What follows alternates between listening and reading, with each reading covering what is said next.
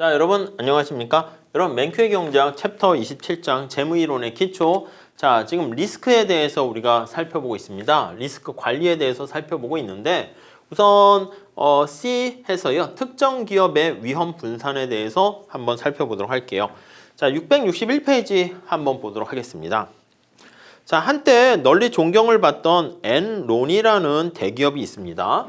엔론 사태의 주범이 되는 건데요. 널리 약간 뭐라고 할까? 존경을 받는 대기업이었었대요. 근데 2001년에 사기와 또 회계 부정, 분식회계라고 하죠. 그러니까 회계 장부를 조작한 거야.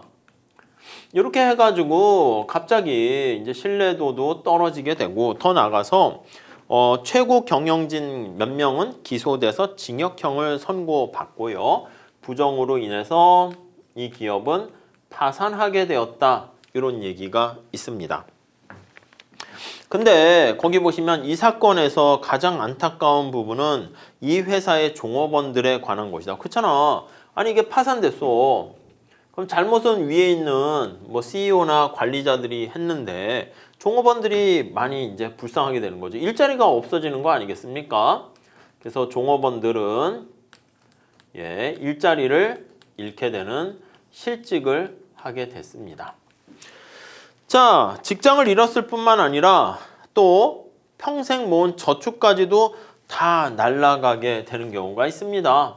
그래서 저축해 모은 돈이 꽝 이렇게 됩니다. 그러니까 현재를 잃어버릴 뿐만 아니라 미래까지도 다 상실하게 된 것이죠. 자, 직원들은 퇴직금의 약 3분의 1을 엔론사의 주식으로 가지고 있었는데 왜 저축이 뭐냐면 이 괜찮은 기업이니까 삼성전자 주식으로 여러분들이 나중에 퇴직금을 받는다고 생각을 해보세요. 그래서 이 주식으로 보유했는데 주식의 가치가 그냥 폭락하게 된 것이죠. 그래서 휴지 조각이 돼버린 거니까 나의 지금 퇴직금 어떻게 다 날아가 버리게 된 거죠. 굉장히 이제 안타까운 상황이죠. 다음 넘어갈게요. 자, 그러다 보니까 우리가 리스크를, 위험을 관리하고 분산하는 유명한 말이 다음 페이지 보시면 모든 달걀을 한 바구니에 담지 말라. 이런 말 들어보신 적 있습니까? 한 바구니에 담았다가 꽝 되면 완전히. 그러니까 우리가 주식 투자하거나 뭐 할 때도 이렇게 한 개다가 이렇게 탁 투자했다가 몰빵했다가 그게 잘 되면 대박 나는데 잘못되면 어떻게 돼? 그렇게 되면은 다 날려버리는 거잖아요. 자, 그게 바로 우리는 투자와 관련해서 분산 투자다 이렇게 얘기합니다. 분산 투자. 그래서 달걀을 골고루 이렇게 담아야 된다 이런 겁니다. 자, 우리가 앞에서 얘기했던 것처럼 대표적인 사례가 얘가 보험시장도 그 예래니까 거기 보시면 보험시장도 분산 투자의 하나의 예가 됩니다. 어느 마을에 10,000명의 사람들이 주택을 소유하고 있는데 모든 주택에 불이 날 위험이 조금씩은 있는 거야. 그렇잖아. 어떤 전기, 누전 뭐 이런 합선 때문에 우리가 불이 날 수 있는데 누군가 이 보험회사를 설립하고 이 마을 주민들이 회사의 주주인 동시에 보험의 가입자가 된다라고 하면 이렇게 분산을 통해서 위험을 줄일 수가 있는 거야. 자, 그래서 거기 한번 보시면 자, 집이 가지고 있는 사람이 10,000명이 있는데 이 소유주는 자기 집에 한 번 불이 날 위험뿐만 아니라 발생할 수 있는 10,000 건의 화재 위험에 10,000분의 1만 해당하는 위험에 직면하는 거야. 무슨 말씀인지 이해되십니까? 그러니까 이게 한 번 팡 터지면 크게 이렇게 사고가 나는 거 아니겠습니까? 안 나면은 10,000분의 1로 사고가 나는데 근데 우리가 이렇게 보험에 가입하게 되면 그걸 조금씩 부담을 하게 되니까 그 리스크가 10,000분의 1로 확 줄어들게 된다라는 걸 알 수가 있습니다. 그래서 이 마을 전체에 동시에 불이 나면은 뭐 이건 완전히 꽝이지만 그렇지 않는 이상 이렇게 보험에 가입을 하게 되면 가입 시 거기 나와 있는 것처럼 각각의 주민들이 직면하는 위험은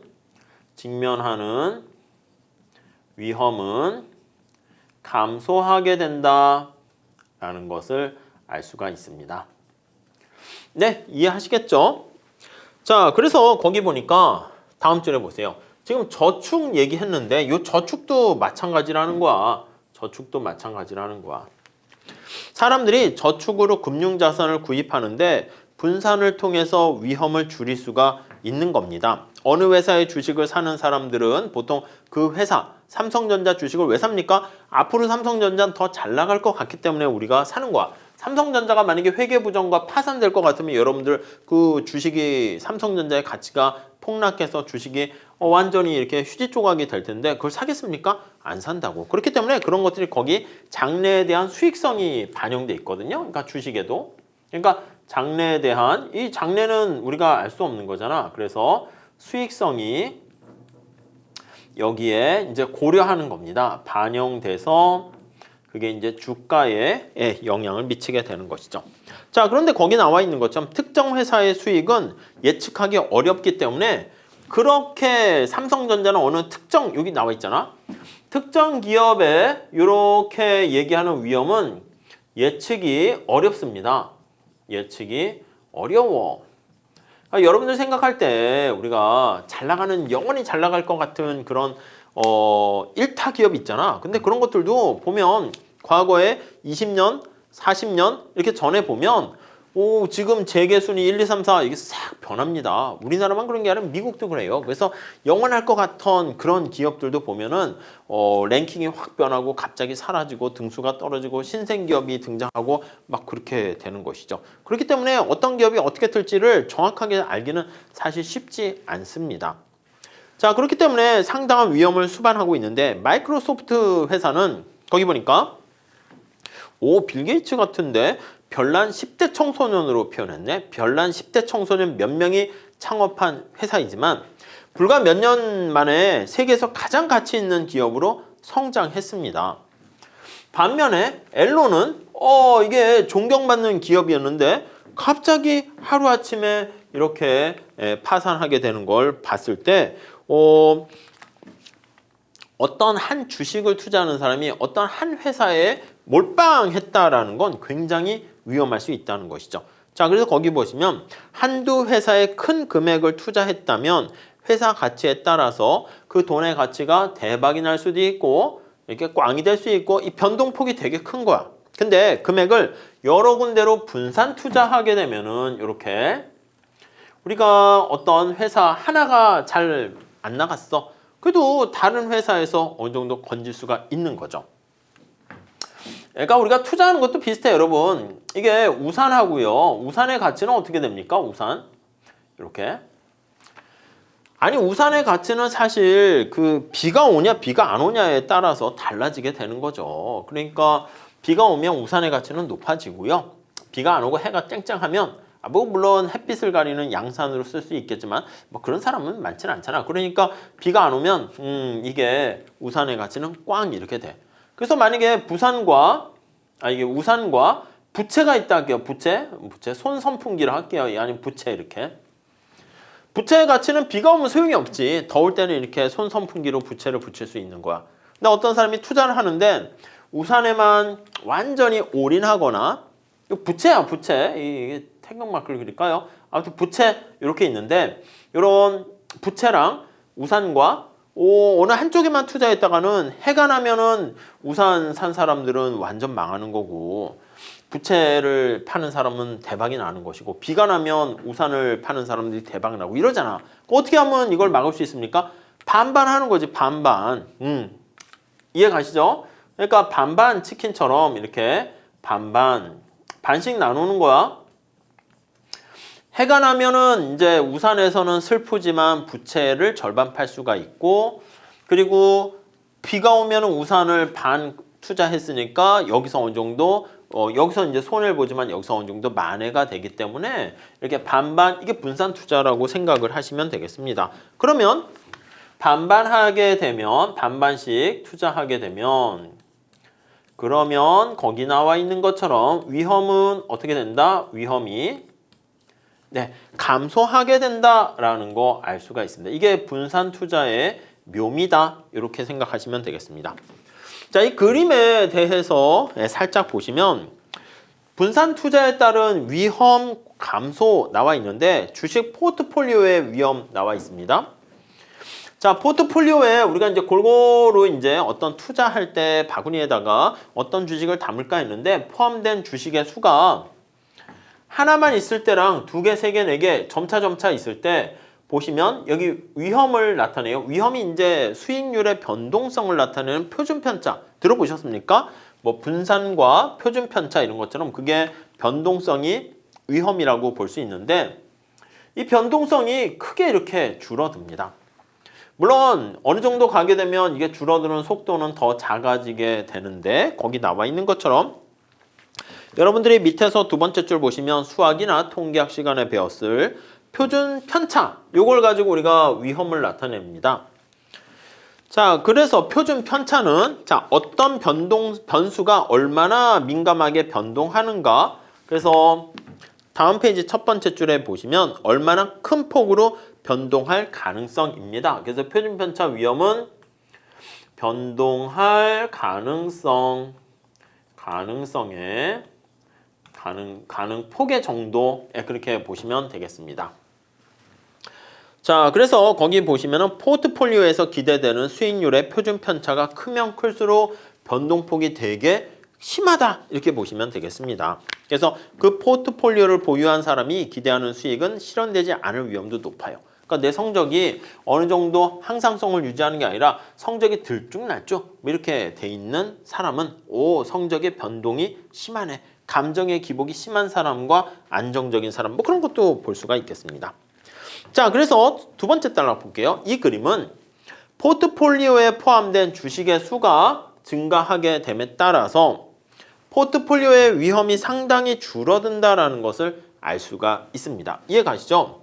자, 그래서 지금 여기 그림을 한번 살펴보면 자, 어떤 회사 주식 하나만 내가 가지고 있으면 변동성이 이렇게 49만큼 표준 편차만큼 49%로 엄청난 변동성을 보이게 되는데 주식이 10개로 늘어났다? 그럼 한 절반 정도로 확 줄어들게 되는 것을 확인할 수가 있습니다. 주식 수가 증가하면서 위험도 지속적으로 감소하는데 주식의 수가 여기 있는 것처럼 20에서 30 가게 되면은 그렇게 이제 변동성을 더 이상 줄이지는 못하는 것을 알 수가 있습니다. 자, 그래서 정리를 한번 하시게 되면 다음 단락 보세요. 자, 포트폴리오에 포함되는 주식의 가지수를 늘린다 하더라도 위험을 완전히 제거하지 못하네요. 여기 40개까지 가더라도 시장의 위험이 존재해. 만약에 우리가 분산 투자했어. 근데 뭐 전쟁이 일어나가지고 시장이 완전 폭삭 망가지면은 아무 의미 없는 거 아니겠습니까? 그러니까 시장 자체, 그러니까 개별 특정 기업의 위험은 줄일 수 있는데, 자, 다시 분산 투자를 통해서 특정 기업의 위험은 줄일 수 있는데 여기 나와 있는 시장 위험 전체 그것까지 다 제로로 줄이는 것은 아니다. 그래서 이게 시장의 위험을 뭐라고 하고 있습니다. 거기 빨간 색깔로 있네. 마켓 리스크라고 합니다. 마켓 리스크. 요거는 우리가 줄일 수가 없습니다. 모든 상장 기업에 영향을 미치는 경제 전체에 관련된 시장 전체, 시장 경제 전체에 관련된 어떤 위험이다라고 보시면 돼요. 불확실성. 요거는 완전하게 제거할 수는 없다. 이렇게 정리를 하시면 될 것 같고요. 자, 그래서 거기 나와 있네요. 얘가 경기 불황에 빠졌다. 그래서 불황. 이거는 뭐 삼성이든 우량기업이든 전부 다 경제 상황이 안 좋은 거죠. 코로나 상태가 됐다. 이건 모든 기업이 다 힘들어지는 거죠. 어느 특정 기업만. 물론 이제 아주 일정 부분 기업, 뭐 마스크를 생산한다거나 백신을 만드는 그런 회사는 좀 되겠지만 대부분이 다 이렇게 거기 보시면 매출이 감소하는 걸 알 수 있습니다. 자, 그렇기 때문에 거기 보시면 특정 기업의 위험이다라고 하면은 firm specific risk 이렇게 얘기하고 있습니다. 기업 이렇게 보시면 돼요. 특정 이렇게 나와 있죠. 그래서 specific risk 요거는요 특정 기업에 국한된 리스크가 되겠습니다. 자, 그래서 특정 기업에 관련된 불확실성은 제거할 수 있지만 거기 나와 있는 것처럼 아무리 근데 분산 투자를 하더라도 시장 전체 리스크까지 완전히 제거할 수 있는 것은 아니다. 이렇게 정리를 하시면 되겠습니다. 오케이? 이해되시죠? 자, 이렇게 해서요. 우리 이번 시간에 특정 기업 어떤 위험의 분산, 그거까지도 살펴봤습니다. 자, 이렇게 하시고 다음 시간에 위험과 수익의 상충 관계에 대해서 같이 한번 살펴보도록 하겠습니다. 감사합니다.